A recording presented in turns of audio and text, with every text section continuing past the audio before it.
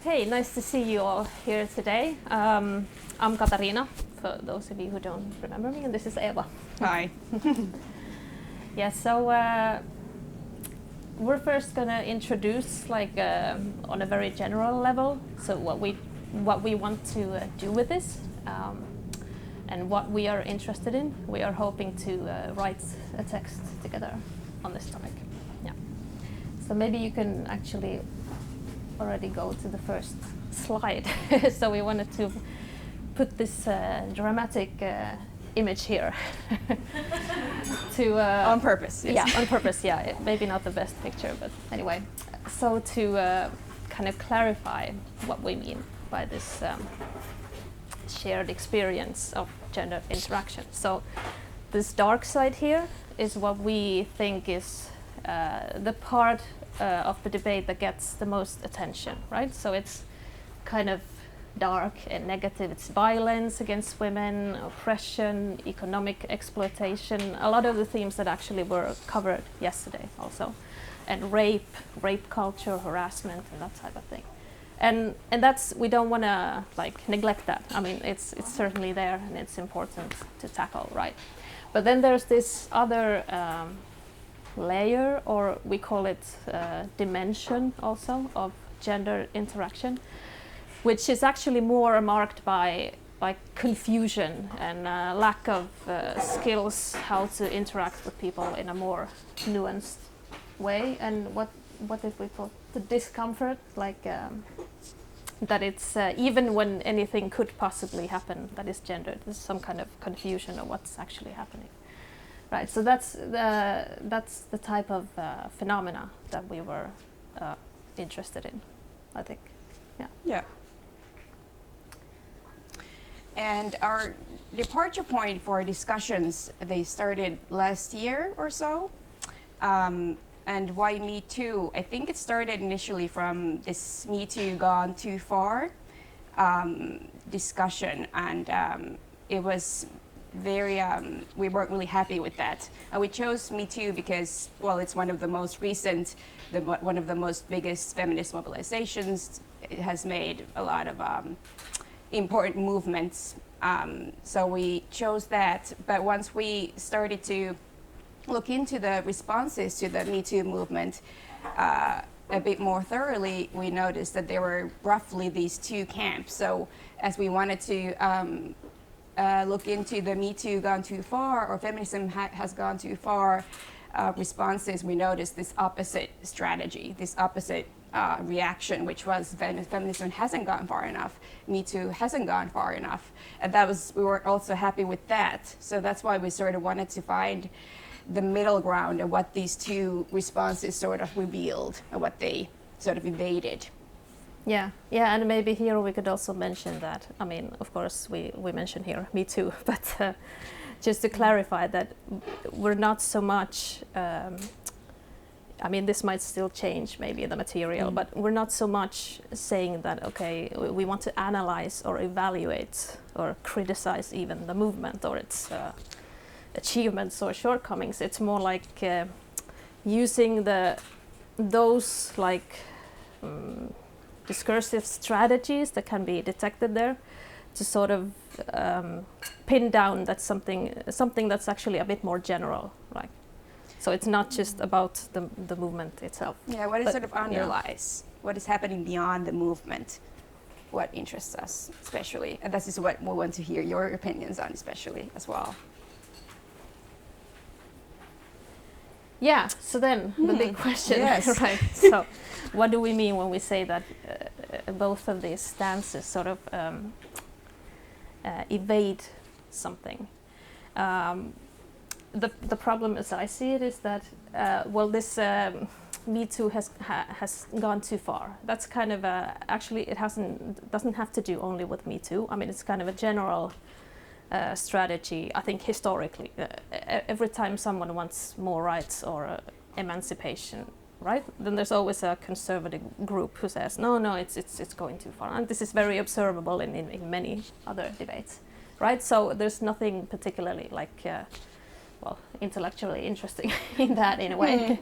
But then there's this other yeah, as you said, like the opposite strategy, which is to say, no, it's it hasn't gone even far enough. It's still like perfect equality somewhere there in the future, right?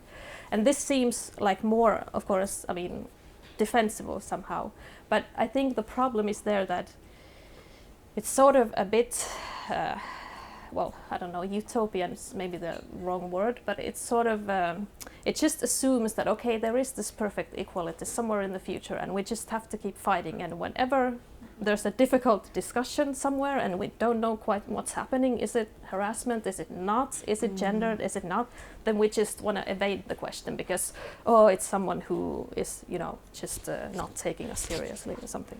So in that sense, that's what we mean, that both of these stances sort of evade this more, maybe the layer that doesn't get so much attention, right? And that's what we will maybe...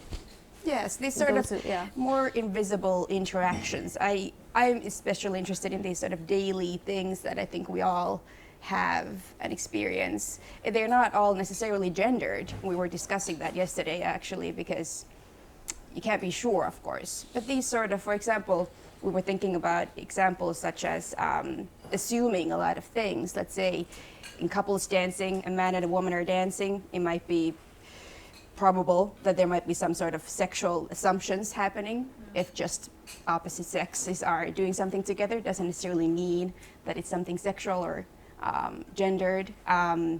Or for example, these sort of confusing sort of lack of communication skills sometimes. Let's say in online dating, we were if you read our idea paper, we mentioned Koko Hubara's article on Helsingin Sanomat, for example. She was discussing this, that there's sort of this, she was talking about the lack of skills when it comes to online dating and how it can be very sort of confusing even before something has established like a sort of emotional bond between people.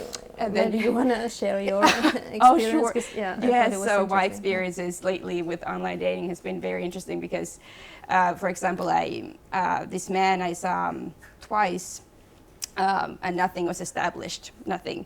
And then he told me that once I told him that I don't want to see him anymore, there was nothing going to happen, but maybe we could be friends, very politely. And then he told me that you are the reason men treat women like shit.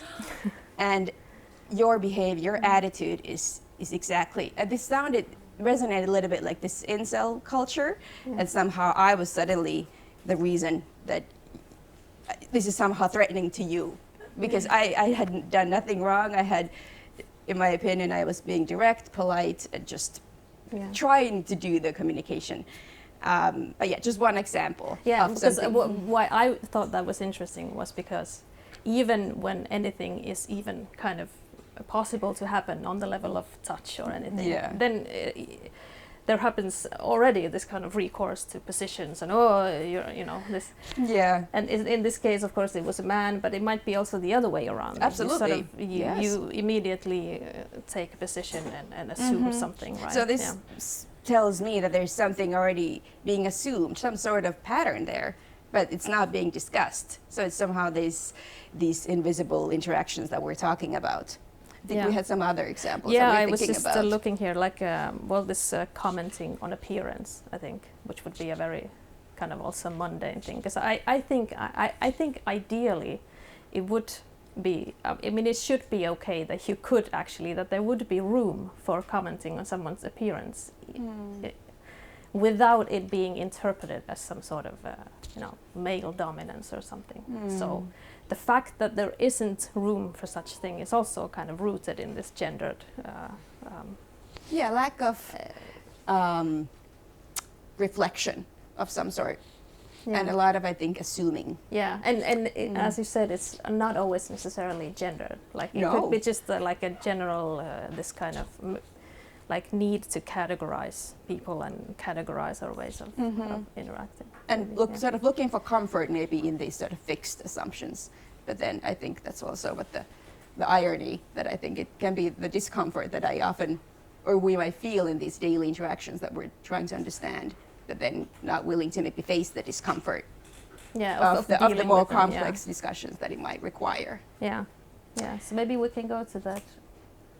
Okay. Yeah, so this is what we were sort of then thinking, of course, because this is very much in the process still. That Yeah.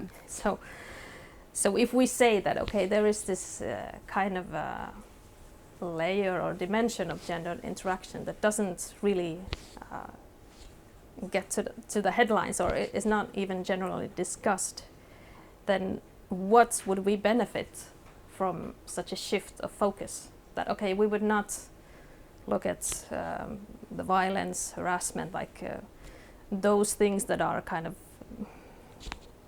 beyond interpretation, like rape and such, and then focus on this more subtle forms of daily interaction. What would be the gain of that? I mean, we don't have a clear answer, I think. That's kind of what we were interested in. That's true, but it somehow resonated with me, the first discussion we had yesterday about these, what kind of change we would like to see or what we would like to make. And I think it could be through these smaller daily interactions and taking that small moment of reflection and not assuming maybe or doing something a little bit differently. And I think that somehow it's just like a different level of that what we're trying to start a discussion about. Instead of the capitalism, these macro levels, maybe on a micro level, we could also do something or learn something or unlearn something. Yeah. You know, Yeah. I think that's sort of the key.